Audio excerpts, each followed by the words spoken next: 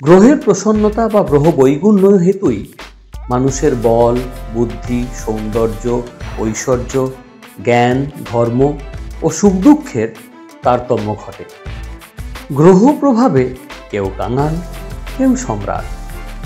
জন্মান্তরে ও ইহজীবনের কর্মফলেই গ্রহগণ শুভ বা ক্রূর ভাবাপন্ন হন।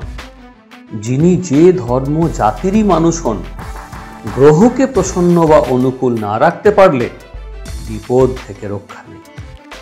এই গ্রহকে প্রসন্ন ও অনুকূল করার 9টি উপায় অবশ্য আছে।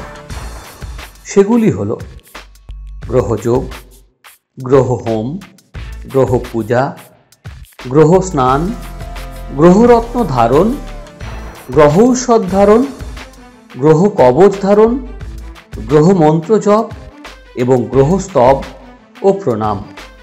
আর এই স্তব ও প্রণামে গ্রহ দেবতারা সবচেয়ে প্রসন্ন হন ও সুদৃষ্টি দেন।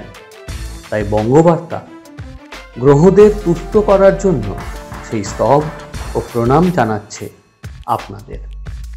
জানিয়ে রাখি, গ্রহগণের মধ্যে মঙ্গল, শনি এবং রাহু ও কেতু স্বভাবতই ক্রূর প্রকৃতির। তাই তারা বিরূপ হলে মানুষের দুঃখের আর অন্ত থাকবে না। এই গ্রহ দেবতার মধ্যে শনির দৃষ্টি ভয়াবহ। তারই দৃষ্টিতে দেবাগ্র পূজ্য গণপতির মুন্ড ছিন্ন হয়ে গজানন হয়েছিল। ফলে মানুষ তো দূরস্ত, স্বয়ং দেবতারাও এই গ্রহের কোপ দৃষ্টি হতে রক্ষা পান না।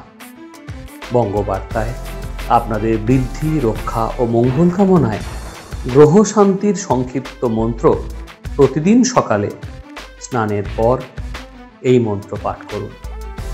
আপনাদের শ্রীবৃদ্ধি কামনা করে বঙ্গবার্তা।